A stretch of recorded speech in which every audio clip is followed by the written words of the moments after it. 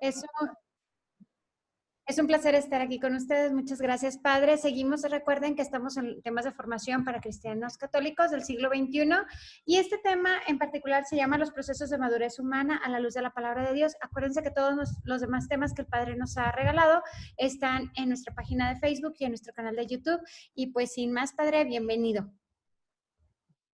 Sí, muchas gracias. Bueno, me da mucho gusto perdón, con quienes están en este momento conectados y también con quienes de alguna manera después escucharán pues estos comentarios o esto que intenta ser una formación, ¿verdad? Y hemos comentado que lo que dio motivo a esto fue precisamente toda esa experiencia de, como decir así, de conferencias sobre nueva era y cosas por el estilo. Surgieron muchísimas cosas que evidenciaron pues creencias sin fundamento y etcétera, etcétera. Muchas reacciones que las vamos a seguir tomando en cuenta. Entonces, aquí el objetivo es, digamos, crear una base formativa para que, pues, si es posible, no quedemos a la deriva, pues, de estas cosas. Y de hecho, hoy vamos a partir de uno de los textos, de los primeros textos que recibimos, digamos así, como reacción contraria, ¿sí? A lo que estaba expresando en las primeras conferencias. Entonces, voy a compartir pantalla. Hemos ya iniciado primero tratando de entender la cuestión de la historicidad. Estamos en evolución, estamos en desarrollo y la palabra de Dios y la vida de la iglesia y el magisterio de la iglesia van siguiendo el ritmo del crecimiento humano, ¿verdad? Que es lo que hemos llamado sentido histórico. Vimos entonces la Biblia, vimos también la historia rapidísima de los concilios, ¿no? En los que el magisterio de la iglesia va tomando forma. Después, la última intervención universal global, digamos, de magisterio supremo, que es el Concilio Vaticano II, ¿verdad? Y estamos por entrar a ver algunas situaciones concretas y específicas. Y vamos a ver precisamente esta, que es un reto de nuestro tiempo y que, bueno, se ha dado por llamar nueva era. Es un verdadero reto que ha sido deformado tremendamente, que ya lo hemos hecho ver anteriormente, pero bueno, ahora tratamos de hacerlo ver creando una base, ¿sí? Creando un fundamento. Y el día de hoy, y vamos a ver por qué en un momentito más, titulamos nuestra reflexión Los procesos de madurez humana a la luz de la palabra de Dios y añadimos y de las ciencias humanas. ¿Por qué esto? Bueno, aquí quisiera recordarles y presentarles, no sé si fue la primera reacción y si no una de las primerísimas, ¿no? Cuando pues estaba iniciando las conferencias señalando pues vamos a decir así, los datos no verdaderos, ¿no? De un conferencista, el señor Pepe González, y claro que entré en este tema. Y hubo esta reacción. Siento mucho por la persona que la mandó, porque ya hemos evidenciado muchas cosas. Le he preguntado de dónde saca eso, no he tenido respuesta. Le di los datos por los cuales yo menciono lo que menciono y no recibí ninguna respuesta, igual que con otras intervenciones. Pero pongo esto porque representa, y esto lo he podido verificar en los meses sucesivos, representa la idea de un determinado grupo de gente y de un determinado grupo de pastores, entre los conferencistas, por ejemplo, que hacen una pastoral, algo que sean laicos, y sacerdotes y exorcistas, cosas que vamos a ir viendo de una por una. ¿Sí? Vamos a ver después más adelante los exorcismos y otro tipo de cosas, ¿no? Y todo esto con fundamento, ¿verdad? Entonces, hoy yo voy a leer esto, hago brevísimo comentario en algunas cositas y me voy a detener en aquello que motiva la reflexión de esta noche, ¿sí? Empieza diciendo, grandes santos y grandes teólogos de la Iglesia ya han hablado y explicado cómo y por qué la New Age es totalmente anticristiana. Le pregunté cuáles son esos santos y cuáles son esos teólogos. Ninguna respuesta. Yo voy a presentar hoy a alguno de los grandes santos, ¿verdad? Que no dice precisamente esto. Igualmente ya vimos que el documento Jesucristo, portador del agua de la vida, no dice que la nueva era es totalmente así anticristiana, no lo dice. Ya lo mostramos y sigo preguntando a quienes afirmen esto que me digan en qué parte del documento dice, pero lo vamos a retomar en las siguientes veces. Bueno, continúo. Los argumentos que exponen son totalmente relativistas y subjetivos. No sé si se refiere a mí, si los argumentos que presento, cuando en realidad he presentado datos objetivos que no han tenido respuesta, ¿verdad? Entonces, todas las personas que han seguido las conferencias, pues ven que no son ni subjetivos ni relativistas, ¿no? Sino que les presento los documentos, les invito a que vayan a comprobarlo y también volveremos a retomar otra vez lo que es una investigación, ¿sí? Una investigación es que cuando uno presenta algo y dice, yo he investigado esto, cualquiera puede ir a verificarlo y comprobarlo. Ese es el modo como hemos procedido, pero bueno, no hemos encontrado ninguna respuesta a este sentido. Luego dice, y con todo respeto, pero no porque lo diga un sacerdote, es verdad. Y eso estamos completamente de acuerdo. Yo mismo les digo a mis colegas sacerdotes que verifiquen, porque no porque somos sacerdotes ya las cosas que decimos son correctas, ¿no? Tiene toda la razón, pero si esto se lo dijo un sacerdote, pues no porque sea sacerdote es verdadero. Tenemos que verificarlo, ¿verdad? Bueno, y habla de muchos, pero muchos testimonios de conversión. Vamos a hablar sobre la conversión. Y yo les voy a presentar testimonios de conversión muy fuertes, ¿verdad? Y vamos a ver que se quedaron en el inicio, ¿sí? La conversión cristiana, lo vamos a ver, lo dice la teología espiritual, es todo un proceso largo y no se detiene con el regresar a la iglesia. Hay que crecer. Bueno, dice, no solo basta con la buena intención, nadie ha dicho eso. La psique, y este es el punto, la psique del hombre, aun y cuando no lo perciba con sus cinco sentidos, es alterada por estas prácticas. Bueno, la psique del hombre. Es algo así como entender que la psique es, o no sé cómo decir, que todos los seres humanos tenemos la misma psique o estamos en las mismas condiciones psicológicas, ¿verdad? Este es el punto. Esto no puede sostenerse y lo tomo porque este es uno de los puntos que son como un común denominador, ¿sí? Yo me recuerdo, o sea, cuando les digo a las personas, oye, bueno, ¿y en qué te basas? La respuesta es que cuando uno toma una posición, quién sabe qué, está haciendo no sé qué y no sé cuánto, ¿sí? Es decir, como si todos los seres humanos estuvieran y estuviésemos a la deriva de una posición corporal y no fuéramos conscientes de ello y cosas por el estilo, ¿sí? Este es el punto de hoy. ¿Sí?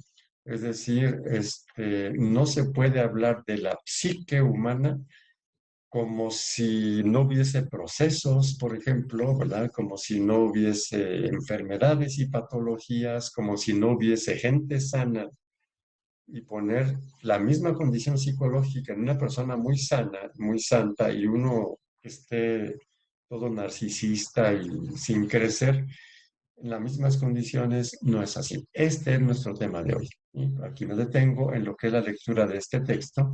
Y bueno, en todo caso, bueno, digo la frase siguiente. Dice, y el demonio tiene ese poder, Dios le ha dado esa libertad para tentarnos, pero no se necesita hacer posiciones para que nos tiente. ¿Sí? O sea, la tentación es muchísimo más amplia con y sin esas prácticas. Pero bueno, eso ya lo veremos en su momento. Y como decía, aquí, si nosotros seguimos creyendo que la psique humana funciona así y así y así, sin ninguna distinción, estamos sobre un terreno sumamente frágil. Y por eso entonces voy a iniciar para ver, ya concluí así la semana pasada, ¿sí? De hecho, de decir, no es sostenible ni con la Biblia, ni con la filosofía, ni con la psicología, ni con los santos místicos. Las enseñanzas de los místicos no es sostenible eso, ¿no? De que la psicología humana sea así.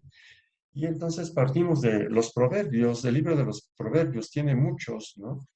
Y hay una diferencia muy grande entre un necio y un sabio, ¿no? Si tuviesen la misma psique, pues o todos son necios o todos son sabios, ¿sí? Pero aquí tenemos algunos de los proverbios. El que corrige al burlón se acarrea afrenta, el que responde al malvado se acarrea ofensas. No corrijas al burlón, te tomará mala voluntad. Corrige al sabio y te amará, ¿sí? Es decir, no toda la psique acepta las correcciones. ¿Sí? Hay personas incapaces de aceptar una corrección e incluso la usan para agredir. Y hay otros seres humanos que han cambiado su psique, ¿sí? Han madurado, ¿sí? Y aceptan como un beneficio las correcciones, ¿sí? Nos dice la palabra de Dios en el Antiguo Testamento, el libro de los Proverbios, ¿sí? El siguiente, cuando un sabio discute con un necio, ya sea que se enoje o que se ría, no consigue nada, ¿sí? Entonces, hay otra vez esta diferenciación. El siguiente, un reproche produce más provecho al hombre sensato que los golpes a un necio. ¿Sí? No pueden tener la misma psique. ¿Sí? El siguiente, el cumplimiento de la justicia alegra al justo, pero arruina a los que hacen el mal. ¿Sí? O sea, no todo el mundo tiene la misma manera de reaccionar ante lo que es justo o ante la justicia. ¿Sí? Si uno es justo, le dará mucho gusto que se haga justicia. Si no, pues a lo mejor se va a enojar porque hubo justicia. ¿Sí?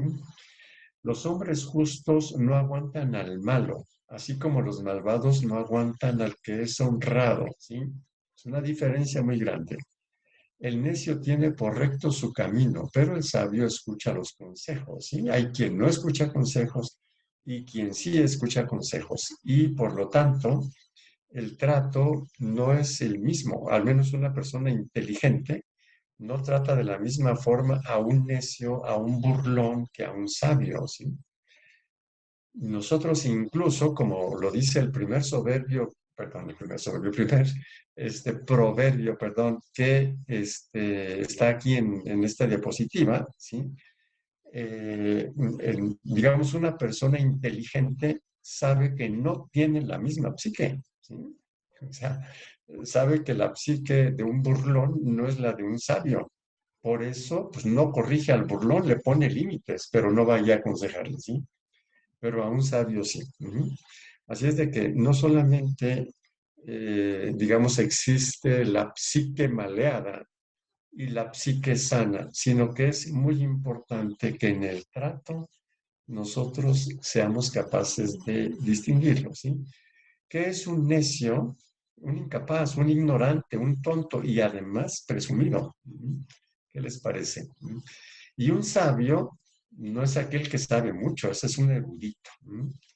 Un sabio es aquel que aplica lo que sabe, el que en forma constante y por largo tiempo toma buenas decisiones, ¿sí? Tenemos ahí abajo del lado derecho, no le pidas a Dios que arregle tus problemas, pídele que te dé sabiduría, ¿sí? Hay otros, déjame ver si los he puesto por acá, no, bueno. Por ejemplo, dice, creo que lo he puesto un poquito más adelante, dice, el necio arruina su vida y luego culpa a Dios, ¿sí? Porque le va mal, ¿sí? Bueno, la frase que está abajo a la izquierda nos dice que, por ejemplo, ante las dificultades y ante los problemas, no tenemos la misma psique. Dice, una sonrisa en mi rostro no significa la ausencia de problemas, sino la habilidad de ser feliz por encima de ellos. Y habrá quienes dicen que no son felices porque tienen muchos problemas. Bueno, pues el sabio también los tiene, ¿sí? No es ese el problema. Bueno, creo que con relación al Antiguo Testamento, además hay muchas más cosas, muchos más ejemplos, ¿no? Y bueno, los seguiremos viendo un poquito más. También en el Nuevo Testamento, estamos hoy el día de Pentecostés, ¿verdad? Con mayor razón. Y toda la semana en las lecturas Se ha escuchado esa frase, cuando venga el Espíritu ustedes van a entender. No es lo mismo antes que después. Es decir, nosotros no tenemos la misma psique o las mismas condiciones psicológicas si hacemos un proceso. Es decir, no tenemos la misma manera de funcionar psicológicamente antes de iniciar el proceso a cuando ya llevamos un buen tiempo de proceso, ¿sí? Por eso, por ejemplo, en el lavatorio de los pies, Jesús le dice a Pedro, lo que yo hago, tú no lo entiendes ahora, lo comprenderás más tarde. ¿Sí? Eso en Juan 13, estamos en la última cena, y en esa última cena, más adelante, capítulo 14, dice Jesús, os he dicho estas cosas estando entre vosotros, pero el Paráclito, el Espíritu Santo, que el Padre enviará en mi nombre, os lo enseñará todo. Es un futuro, os lo enseñará. Yo recordará todo lo que yo he dicho. Igualmente, por ejemplo, otras intervenciones del Evangelio nos dicen que nosotros podemos tener una viga en el ojo y sin darnos cuenta, o no, o nada más tener una paja, ¿verdad? Y podemos tener la capacidad de darnos cuenta que tenemos una viga en el ojo y quitarlo, ¿sí? No es lo mismo, no se percibe de la misma forma. Saca primero la viga de tu ojo y entonces verás bien para sacar la paja del ojo de tu hermano, ¿sí? Y una cosa importantísima, lo que hace impuro al hombre no es lo exterior, ¿sí? Hay dos textos y habrá más, ¿sí? No es lo que entra por la boca o no son las abluciones, o sea, no son los ritos de purificación externos los que hacen puro al hombre, ¿sí? Sino lo que sale del corazón, eso es lo que hace impuro al hombre o puro, ¿sí? Ya podemos ir entendiendo, ¿sí?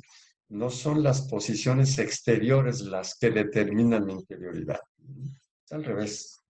Y sobre esto, la filosofía antigua ya nos lo ha dicho. Por ejemplo, una de las frases más importantes, sabias de la antigüedad, de la filosofía, de Sócrates, ¿sí? Es conócete a ti mismo. ¿Por qué? Porque los sabios ya habían entendido que mucha gente ni siquiera se conoce a sí misma. Y es muy diferente que uno no se conozca a sí mismo a que sí se conozca a sí mismo. Tendrán la misma psique, estarán a la deriva de las mismas cosas.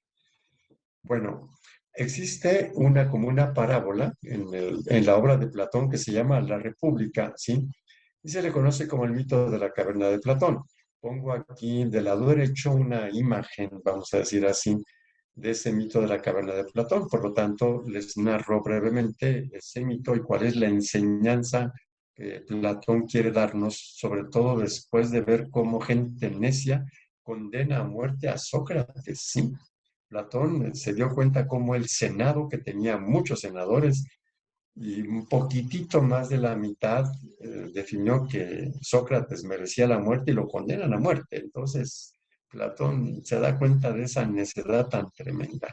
Y pues dice mucho sobre esto, pero lo dice, pero hay una parábola, un mito, ¿sí? Eh, en el cual él dice, los seres humanos, aquí tenemos, están sentados estos volteados para la pared de la caverna, si los seres humanos nacemos amarrados con cadenas, ahí donde estamos sentados, y mirando hacia el fondo de la caverna. ¿Qué vemos ahí? Sombras. Sombras que incluso proyectan estos que está acá, que él los llamaría los manipuladores, ¿verdad? Hay como una fogata por aquí, entonces proyecta. Y los que están aquí sentados desde que nacieron creen que esta es la realidad, ¿sí? Pero algunos valientes se quitan las cadenas, ¿sí? Se levantan, se voltean y claro que les molestan los ojos, o sea, no es fácil empezar a ver lo que uno creía que no era cierto. Pero finalmente, bueno, algunos se animan a quitarse las cadenas, a voltear y a darse cuenta de esto, a salir de la caverna. Aquí va saliendo uno, ¿sí? Y sale de la caverna y se da cuenta de la realidad. Entonces, cuando éste quiere regresar para decirles a estos que están aquí sentados que esa no es la realidad, que son sombras, que la realidad es esta, varias cosas pasan. Primero, lo van a juzgar de loco, ¿sí? O sea, están tan seguros que esta es la realidad que se está loco. Y si él insiste, dice Platón, hasta lo pueden matar. De hecho, fue testigo de la muerte de Sócrates, ¿sí? Entonces, les parece que la realidad, la verdad, no es cierta, ¿sí? Y bueno, lo hemos podido constatar, ¿eh? Claro que ahorita me refiero bastante a esa experiencia reciente, ¿no? Sobre las clarificaciones de lo que dice realmente la iglesia, lo que dice la ciencia. Y bueno, ha habido reacciones interesantísimas. Una de ellas dice que Dios los perdone, ¿verdad?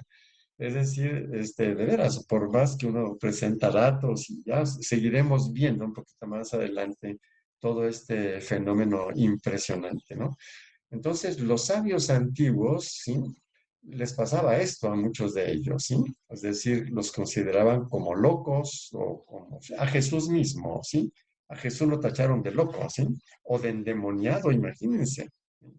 Solamente porque él con mucha más lucidez les estaba diciendo a los fariseos que el verdadero culto a Dios no era el que ellos estaban dando, pero ellos estaban tan seguros de ello, ¿sí? O tenemos a Aristóteles, ¿no? Con su ética nicómaco o ética nicomaquea, ¿sí? Y otros tratados también, hace la diferencia muy clara entre persona virtuosa, las virtudes cardinales son de la filosofía griega, ¿sí? Y la persona viciosa, ¿sí? La persona necia, ¿sí?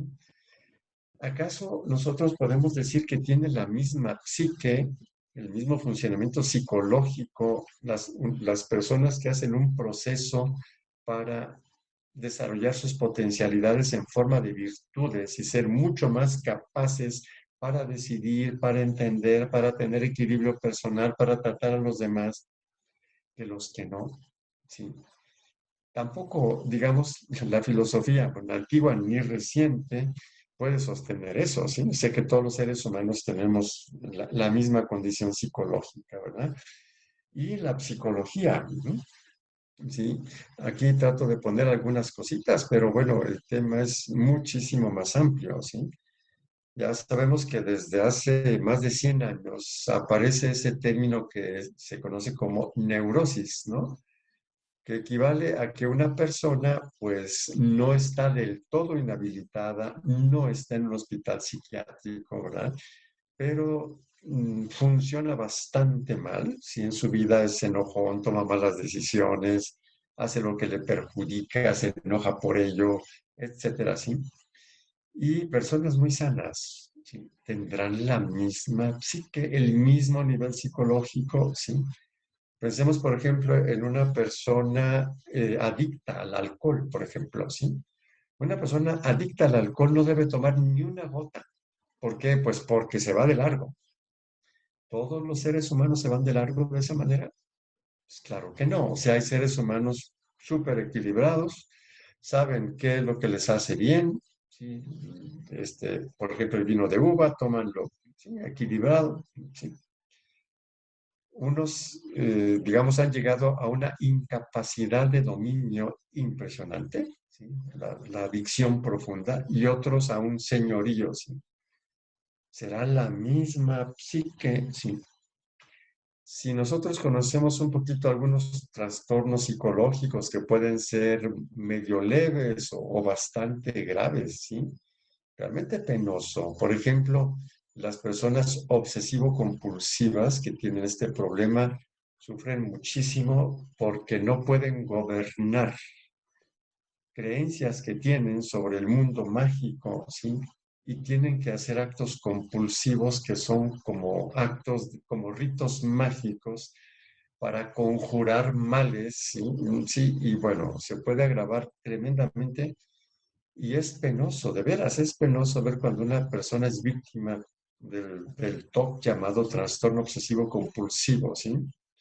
Y el proceso de ayuda es muy difícil y muy lento, al grado de que algunos tienen la opinión de que no se puede curar, puede mejorar un poquito, ¿sí? Pero aquí, por ejemplo, es una incapacidad de gobierno mental, ¿sí? Sobre ciertas creencias súper arraigadas, ¿sí? Todos los seres humanos estarán en esa condición, ¿sí?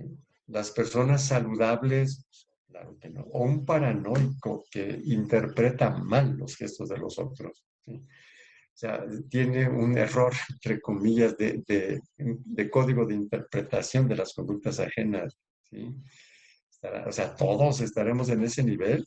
O un narcisista, o un limítrofe borderline, que es una persona súper a la deriva de sus estados emocionales y sin control prácticamente, ¿sí? Será así. O el ansioso, o el esquizofrénico, ¿sí? Entonces uno dice, a ver, la psique humana, esta es una de las cosas que resultaban pues evidentes y difíciles de aclarar, ¿no? Yo espero que ahora con el proceso que vamos haciendo vaya quedando más claro todavía, ¿sí? Tenemos por otro lado en el ámbito de la psicología, ¿no? Abraham Maslow, ¿no? Que él notó esto desde los años 40. Él inicia una investigación, es el primero que hace una investigación de campo sobre gente sana, ¿sí? Porque él tenía dos colegas en la universidad, dos mentores, o sea, él empieza su trabajo como docente universitario muy jovencito y había otros pues de más edad, ¿sí?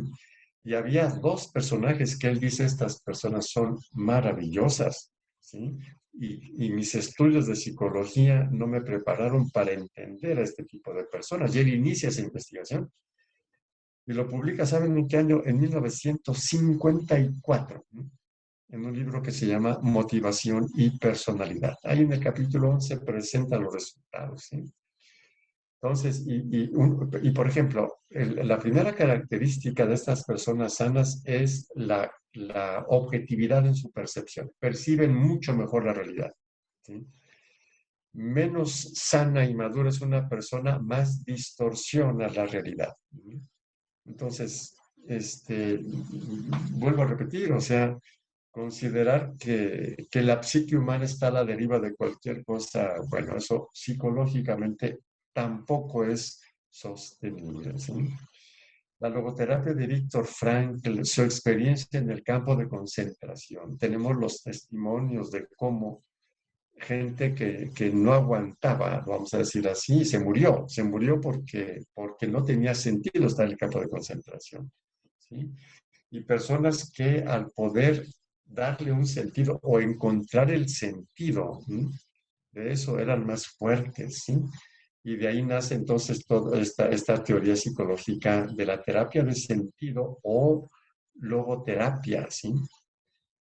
Además, en el siglo XX ha habido un desarrollo de la psicología progresivo en muchísimos ámbitos y entre ellos el de la inteligencia, ¿sí? Por eso el primer test de inteligencia por allá 1904-1905 con Binet y Simon, ¿sí?, que hacen el primer test de inteligencia. Luego tenemos todo un desarrollo en los años 80. Ya Gardner habla de inteligencias múltiples, primero 7 inteligencias, luego 8. No tenemos todas las mismas inteligencias, ¿sí? Y hay dos tipos de inteligencia, dos inteligencias que juntas se llaman inteligencia emocional, ¿sí? Soy consciente de que esta expresión inteligencia emocional se ha devaluado mucho porque hay mucha gente que la usa para cualquier cosa. No estoy en ese punto, sino que hablo de el desarrollo científico, entre comillas, de las inteligencias múltiples y sobre todo la intrapersonal, es decir, la capacidad de entenderse a uno mismo, de entender lo que sucede dentro, ¿sí? ¿Por qué? Pues porque ya sabemos que hay muchas personas que no saben lo que les pasa y lo dicen, ¿sí? O no pueden controlar ciertos impulsos. Falta inteligencia intrapersonal. Y la interpersonal, la lectura empática de la comunicación no verbal, la capacidad de relaciones y las dos juntas, ¿sí?, inteligencia emocional. Y claro que aquí se notan todavía mucho más las diferencias, ¿sí?, entre personas que se conocen, son capaces de serenarse a pesar de las situaciones difíciles, con una grande tolerancia a la frustración, de una capacidad empática, y personas que no se conocen, incapaces de serenarse. Los psiquiatras recetan ansiolíticos, antidepresivos, calmantes, ¿sí? Exactamente porque falta esto. ¿Estaremos en las mismas condiciones psicológicas? Sí, claro que no. Y las diferencias son enormes, de veras enormes. O sea, cuando una persona se va para abajo, va empeorando. Y cuando una persona se va desarrollando, el desarrollo parece ser exponencial, ¿no? Esas son las diferencias enormes, ¿sí? Y bueno, y además, en el año 2000 nace otra corriente psicológica, se le conoce como psicología positiva y consiste en el estudio científico sobre el funcionamiento humano óptimo, ¿sí? Ahí aparecen de nuevo las virtudes, que bueno, se le llaman fortalezas. Son 24 fortalezas bien identificadas, estudiadas en todos los grandes sistemas de pensamiento de los últimos 3000 años y con el, ¿cómo decir? Con los métodos psicológicos, el modo de favorecerlos, entenderlos y cosas por el estilo. Si es el caso, bueno, pues más adelante hablamos sobre esto, claro que sí, ¿verdad? Sobre la salud psicológica, sobre todos estos aportes. Pero si alguien desconoce esto y considera que la psique humana a todos les pasa lo mismo, es un desconocimiento tremendo, de veras, tremendo. No solo de la psicología humana, sino también de la sabiduría ancestral y de la misma palabra de Dios, ¿sí? Nunca la palabra de Dios ha dicho eso, que la psique humana está en las mismas condiciones para todos. Ya lo comenté con los textos de Proverbios y ahora lo vuelvo a retomar con este texto de la primera carta a los Corintios de San Pablo. Ya lo había comentado antes, pero hoy lo hago con un poquito más de detenimiento y además dentro de este contexto, ¿sí? De cómo no es lo, o sea, ¿cómo puedo decir? Una persona no preparada, que no ha hecho un proceso en los diferentes ámbitos de la vida, muy distinta, le afectan las cosas de forma muy distinta a una persona que ha hecho un proceso.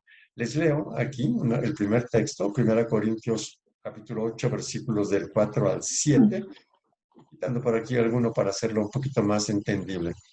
Dice, sabemos que un ídolo no es nada en realidad y que no hay más que el Dios único, ¿no? Ciertamente la gente habla de dioses en el cielo y en la tierra, y en ese sentido hay muchos dioses y señores, ¿sí? Pero nosotros sabemos que no, ya tranquilamente, ¿verdad? Pero para nosotros hay un solo Dios, el Padre. Voy por Pero la no cena. todos tienen este conocimiento, ¿sí? A ver. Ojo, no todos Ay, tienen este después que una conocimiento. Bueno, y luego dice, algunos estaban tan acostumbrados hasta hace poco que para ellos comer lo que se ofreció al ídolo es como sacrificar al ídolo. Ojo, algunos, ¿sí?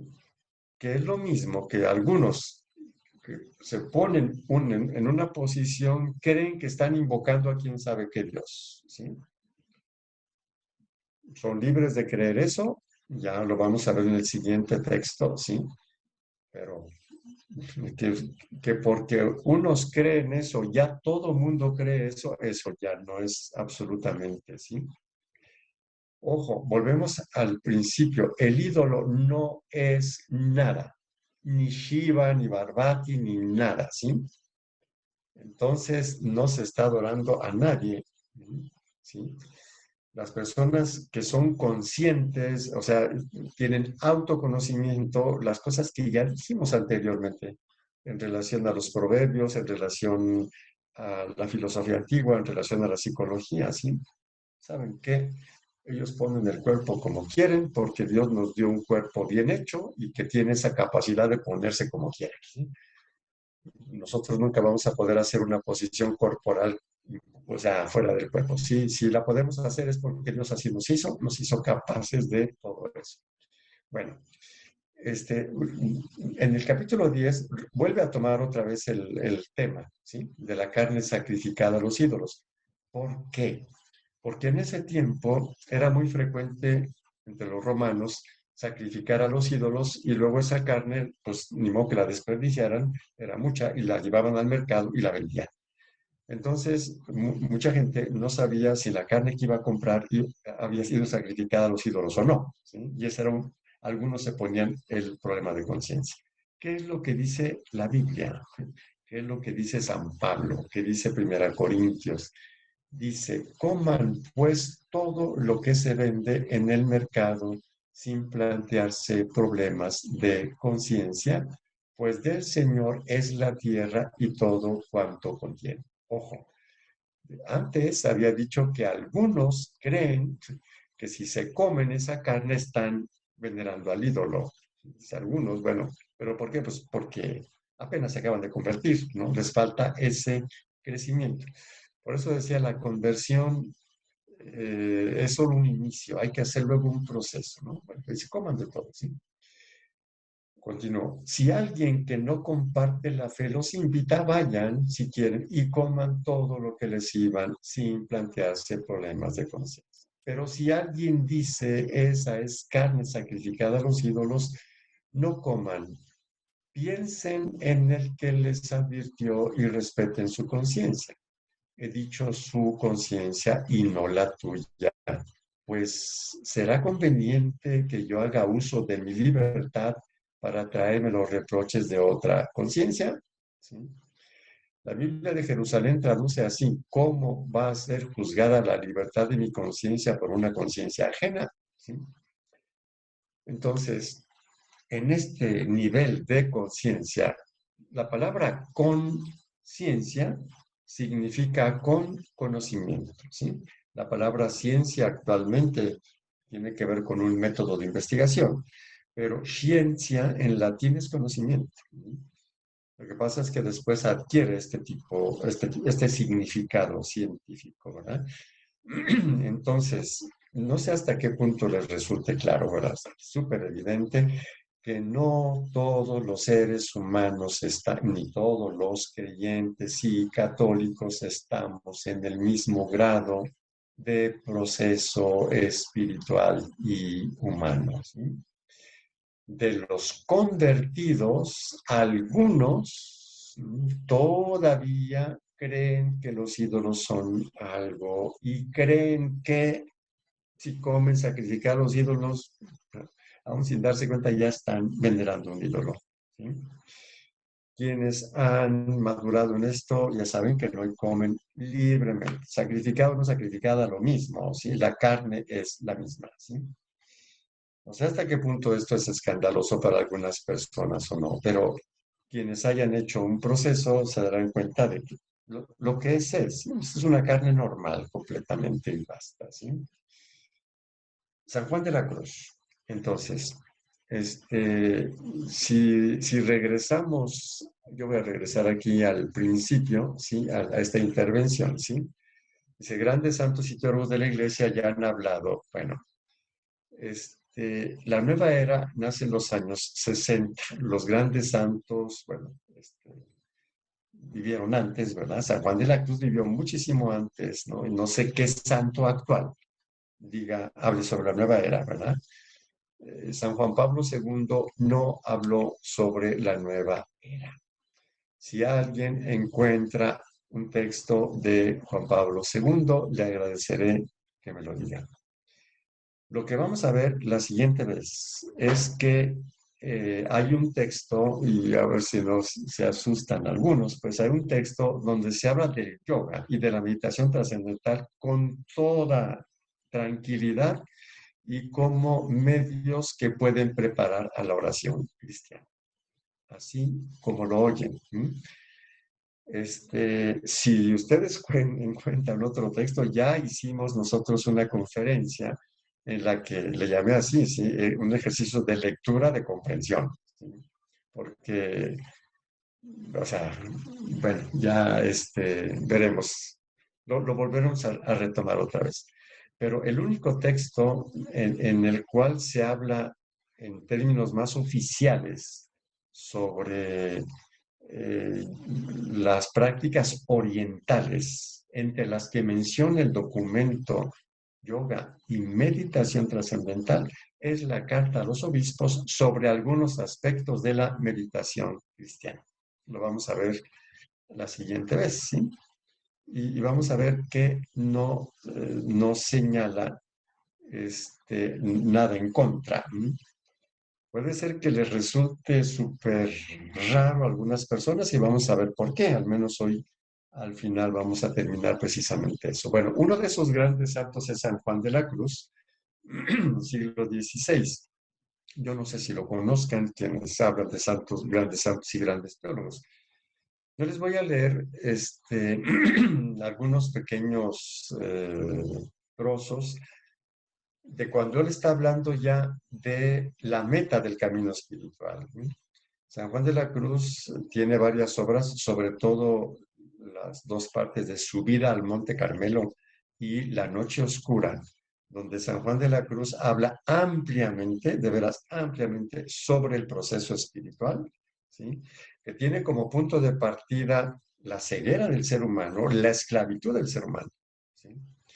En el punto de llegada, llamada contemplación, matrimonio espiritual, es exactamente la contemplación, la libertad suprema, la capacidad de amar. Yo les voy a, esos textos son del punto de llegada. Entre el punto de partida y el punto de llegada hay un largo camino. Y hay etapas muy bien definidas, ¿sí? La noche activa del sentido, la noche activa del espíritu, la noche pasiva del sentido, la noche pasiva del espíritu, y son situaciones complejas. Bueno, aquí les presento el texto del Cántico Espiritual B, o sea, tiene A y el B, que es ya de esta parte última, Llama de Amor Vivo, B también, es la segunda parte, y también Cántico Espiritual B.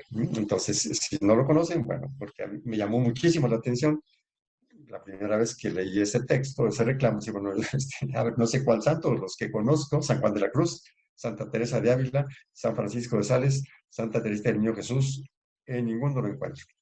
Incluso encuentro lo contrario. Bueno, pero vamos a ver ahorita, incluso, y ahorita vamos a ver un texto así, a ver qué efecto tiene. Dice San Juan de la Cruz, como la abeja toma la miel de todas las flores y de ellas no se sirve más que para ese fin, así también de todo lo que sucede en ella, el alma con gran facilidad recibe las dulzuras del amor que encuentra, estando conformada y protegida por el amor, no siente ni gusta ni sabe hacer otra cosa que amar. A ver, ¿será lo mismo cuando una persona vive enojada con la vida, vive resentida con todo el mundo, estará en las mismas condiciones de una persona que hace el proceso, ¿verdad? ¿Y cómo se hace este proceso? ¿Se conoce? ¿Sí? ¿Cuáles son las etapas y cosas por el estilo? A propósito de esto, los ejercicios espirituales de hace un año, no los últimos, sino los anteriores, fueron sobre esto precisamente.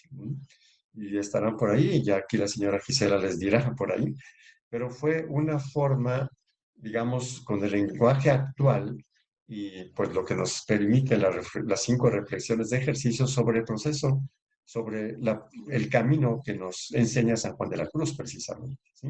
Bueno. En este estado, dice San Juan de la Cruz, al alma le parece que el universo entero es un mar de amor en el cual ella se encuentra inmersa. Por eso, sintiendo en sí misma el punto central del amor, no alcanza a ver su fin. Así verá toda la gente la vida, el universo, ¿sí? Como un montón de problemas, etcétera, etcétera, etcétera, ¿sí? Es muchísima la diferencia. No podemos poner a todos en el mismo plano. Y el siguiente texto donde va a aparecer una cosita que, bueno, vamos a ver. Y es precisamente a partir de esta capacidad de amar que aparece la inocencia original. Esto lo digo yo. Bueno, aquí empieza lo de San Juan de la Cruz. En este grado, el alma se encuentra, en cierto modo, en el estado de inocencia como el de Adán, el cual no sabía qué cosa fuera el mal. Ella, el alma, es tan inocente que no entiende ni juzga nada como malo. Oirá y verá con sus ojos acciones muy malas, pero no podrá entender la malicia, porque por medio del hábito de la verdadera sabiduría, no tiene en sí ningún hábito malo para juzgar a los seres, habiéndole Dios aniquilado los hábitos imperfectos y la ignorancia a la cual se reduce el mal y el pecado. Está difícil porque una de las cosas que se le critican a ciertas espiritualidades orientales es que nieguen el mal y digan que se reduce a la ignorancia. Bueno, pues lo dice también San Juan de la Cruz, ¿qué les parece? Y aquí está el texto, se los presento ahí.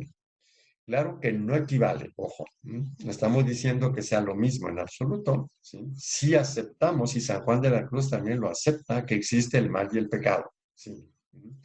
Pero aquí este texto hay que entenderlo a la luz de lo que realmente él quiere señalar, ¿sí?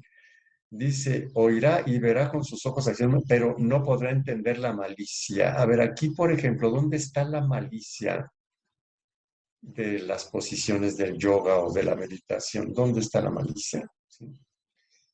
¿Por qué no ve la malicia? Por el hábito de la verdadera sabiduría. ¿Sí? ¿Ok? Yo sé que son textos difíciles, sobre todo porque, bueno, que yo vea mal a una cosa y que me digan que es porque me falta sabiduría, pues claro que me simbran, ¿verdad? Pero como ya lo comenté, ¿sí? Una persona sentada como le da la gana, o sentada de un cierto modo, o sentada con las piernas cruzadas y no sé qué, que le llaman flor de loto, que ni se parece a la flor de loto. O sea, la flor de loto es muy distinta, bueno, pero en fin, ¿sí? Ese es el cuerpo humano. Bueno, Dios vio que era bueno.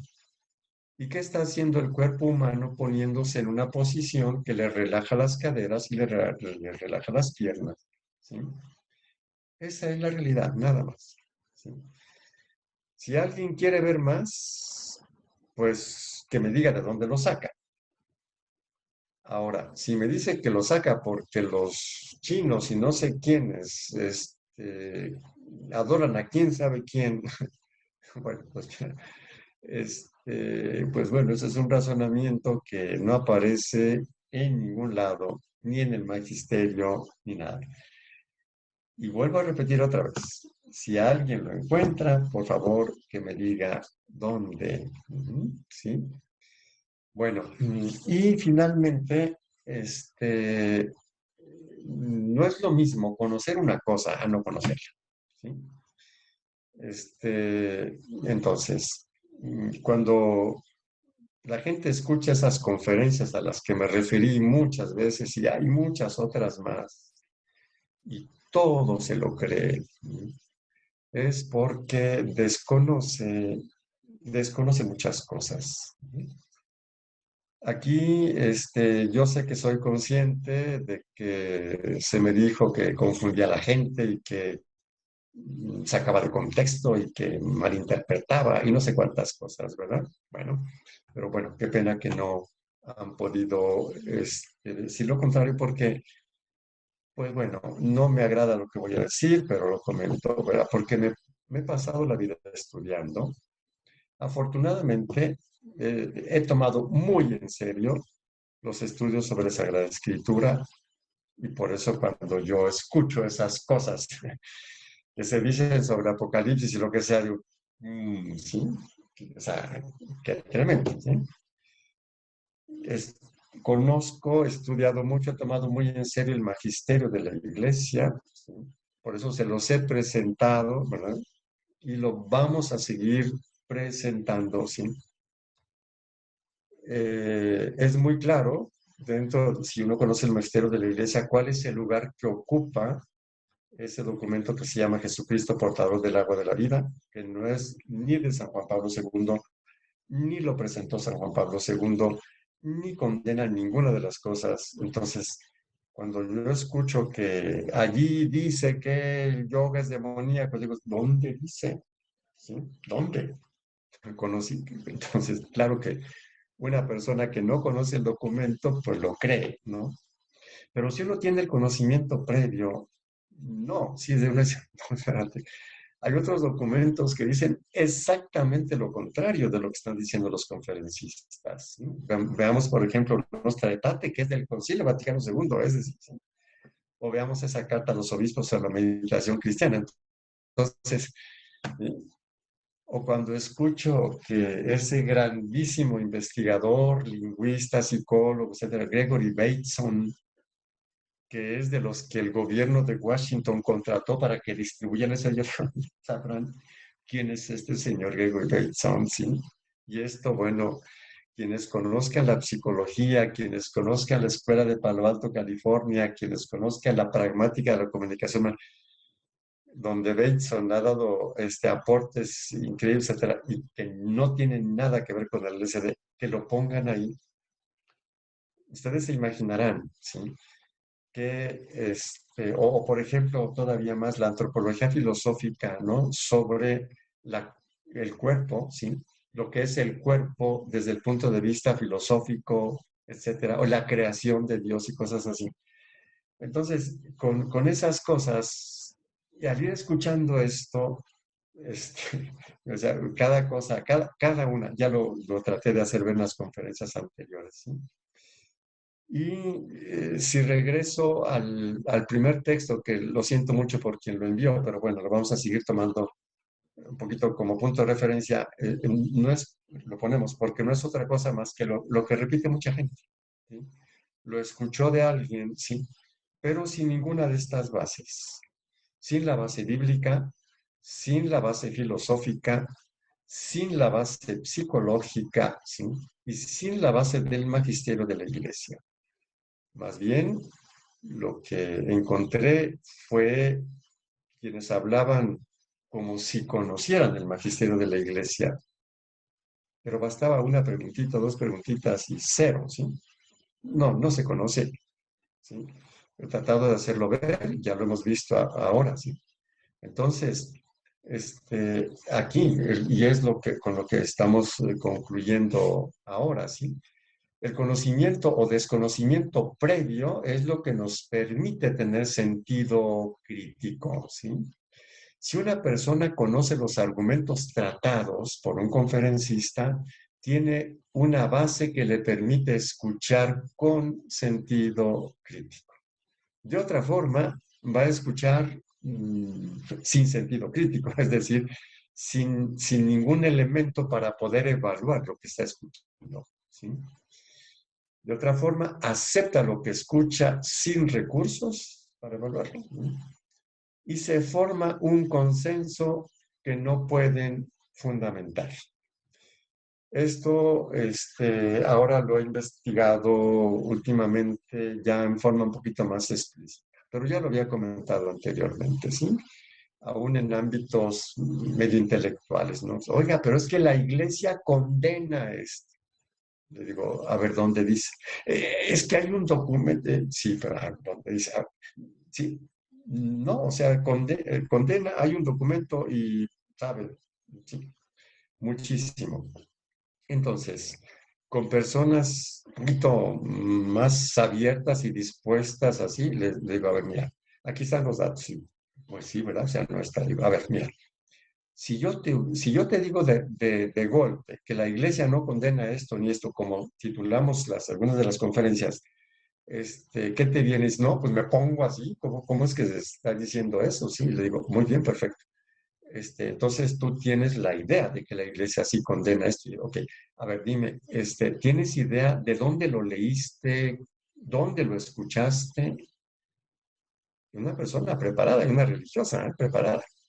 Me dice, no, o sea, nada más es una cosa así como que se fue haciendo consenso, ¿sí? Esto también ya lo tratamos y lo volveremos a tratar otra vez, pero ya en ámbito más sistemático formativo, ¿no? Sí, sobre todo el famoso síndrome Dunning-Kruger, ¿no? Del cual ya hablamos anteriormente, ¿sí? Entonces, ejemplos, lo que ya hablé desde el principio, ¿sí? Entonces, la psique del hombre, aún cuando, etcétera, es alterada por estas prácticas. ¿De dónde lo sacó? ¿Sabe? Bueno, ¿de dónde lo saca la gente? No quiero referirme solamente a la persona que se animó a enviar este comentario, ¿verdad? el demonio tiene ese poder. A ver, momento, el demonio nos puede tentar, pero en todo absolutamente. Podemos rezar como el fariseo, ¿no? Es decir, como hay esa parábola de Jesús o ese ejemplo de Jesús. Subieron a rezar al templo un fariseo y un publicano. Y el fariseo está rezando como fariseo, o sea, está rezando de una manera no justificada por Dios. También la oración puede ser una tentación, ¿sí? Y otras cosas. Por ejemplo, yo no sé quién habrá creído esto, pero yo lo hago el comentario rapidísimo. Y tantos autores de la New Age, Nietzsche no es un autor de la New Age. La New Age nace en los años 60 y Nietzsche se había muerto ya años antes. Lo mismo Freud, ¿sí? Los Rosacruz existen muchísimo antes que la nueva era. ¿Sí? Alice Bailey, ¿sí? Este personaje no es nombrado en el documento Jesucristo portador de la nueva era. No está mencionado ahí. ¿Saben dónde está mencionado? Está mencionado en esas dos obras que presenta Duarte, que son de reporteros y de un exagente de la KGB, ¿sí? Libros que se quisieron poner como para un premio de investigación y los rebotaron, ¿sí? En todo caso, que digan que se basan en estos reporteros, pero no en el magisterio o en los documentos que la Iglesia publica, ¿sí? Entonces, no aparece, ni aparece el Cruz Lucifer para nada. Esto no está en ningún documento del magisterio de la Iglesia y ni siquiera en el documento Jesucristo portador del agua de la vida. Pero se la creen, ¿no? O sea, al menos quien envía esto, y mucha gente se la cree. Se lo dijeron, no sé quién, ¿sí? Y luego que son los precursores, no solo los chinos. Momento, yo nunca dije que los chinos, lo dijo el conferencista, ¿sí? Y aquí es donde también es muy fácil entender cuando una persona, porque hubo alguna persona por ahí que le dijo, no, mira, el padre está dando argumentos. No, esos no, sí, están equivocados, ¿no? Y luego habla de los chinos. No, es que no escuchó las conferencias completas, ni mucho menos, ¿sí? Entonces, aquí lo que se requiere y es sentido crítico, es formación, ¿sí? Entonces, no, todo lo que ahora dije, sí, pienso que, bueno, fundamentado con algunos textos bíblicos, hay muchos más, algunos filosóficos, los psicológicos, sí, y de otro tipo, sí. Y bueno, ya se imaginarán ustedes por qué hay mucha gente que conociendo esto, y que yo he tenido un poco esa experiencia, ¿no? Y les platico un poco, mira, estoy viendo esto, y cómo es que dicen eso, me dicen, oye, ¿por qué pierdes el tiempo en eso? Sí, sí, la gente preparada me dice eso. Y le digo, pues mira, para mí no es perder el tiempo porque es una cuestión pastoral, que es lo que comenté desde el principio, ¿sí? Es decir, yo como en mi condición de pastor, pues veo muchas ovejas que están recibiendo un cierto tipo de cosas que no tienen fundamento. Y ahora como pastor digo, pues no basta con que yo les diga, miren, aquí está y aquí está, ¿no? Yo creo que nuestro trabajo también es formativo, vamos a decir así, ¿sí? Bueno, entonces, para concluir, no sé si luego habrá por allí alguna reacción, ¿verdad? Para concluir, les diría que una de las cosas que hacen que las personas juzguen tan malamente a quienes tienen algunas prácticas que en sí son saludables, y vamos a ver más adelante por qué, como demoníacas y todo el asunto son algunas personas, es un grupo de personas, ¿sí?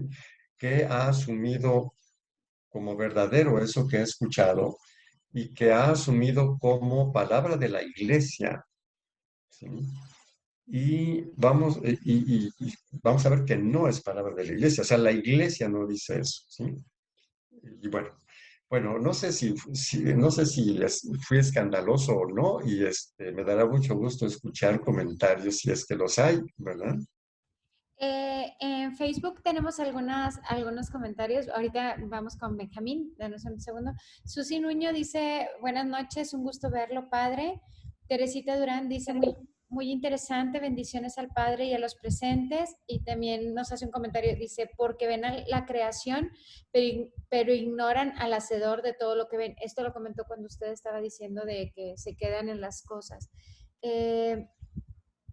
Mimi FA dice, el tema es interesante, gracias Padre. Aide Rodríguez, buenas noches Padre, gracias.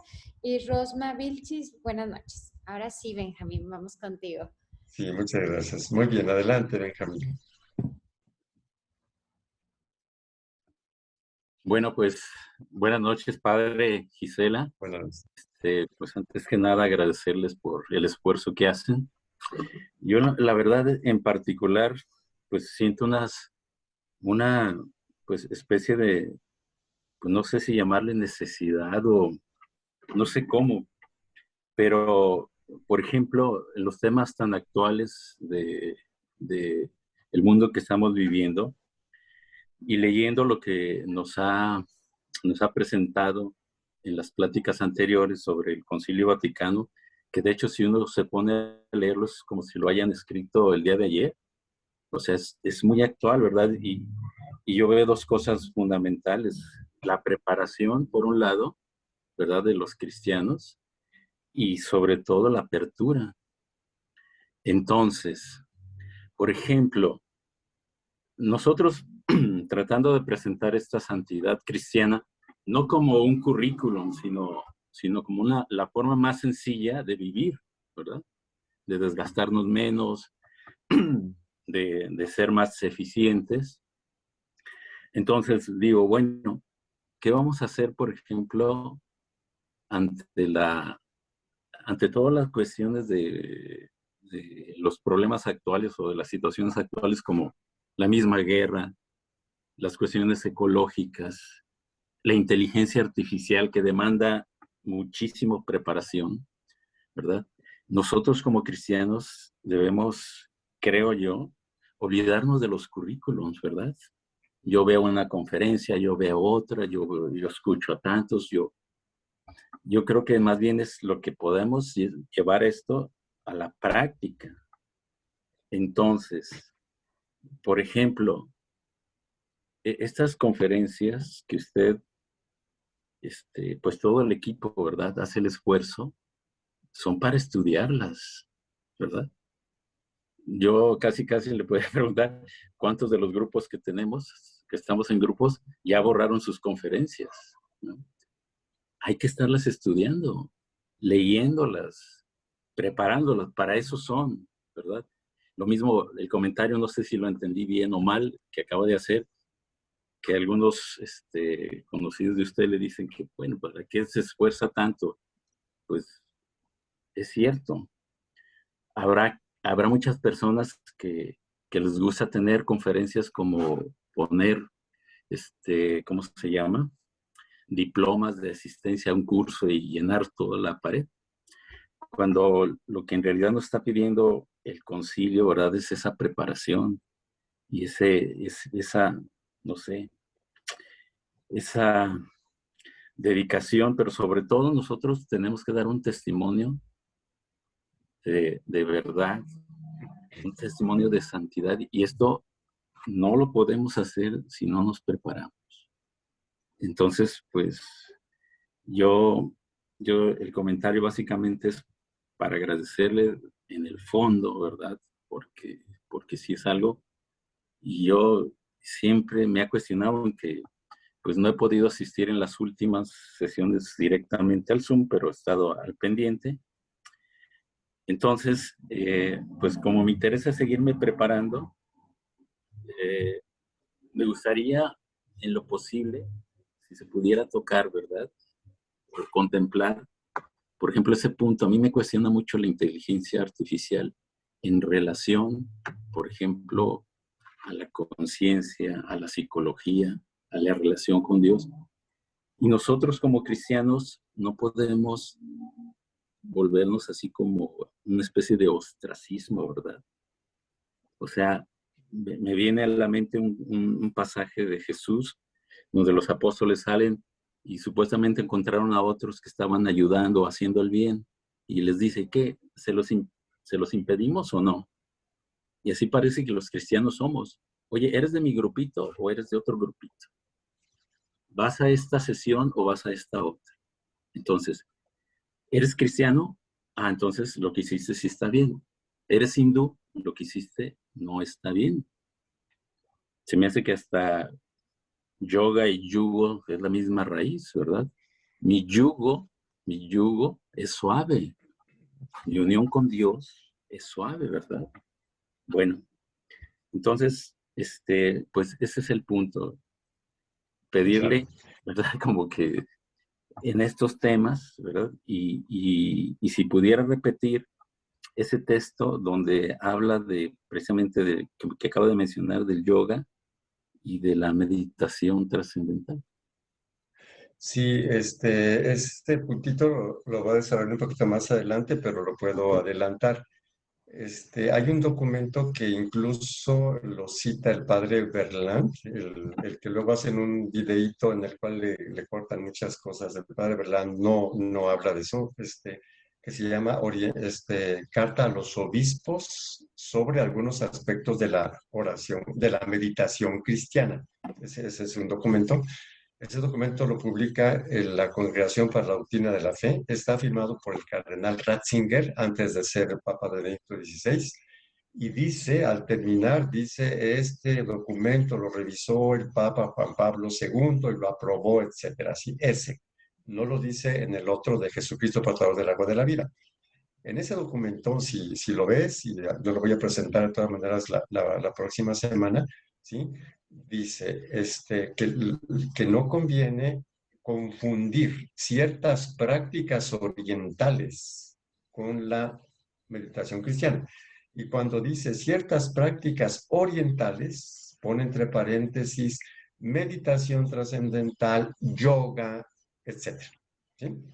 Luego, aunque lo veas la siguiente vez, en el texto, a un cierto punto, dice, porque es la insistencia, o sea, no confundir prácticas de relajación que prepararían en todo caso para la oración cristiana, ¿sí?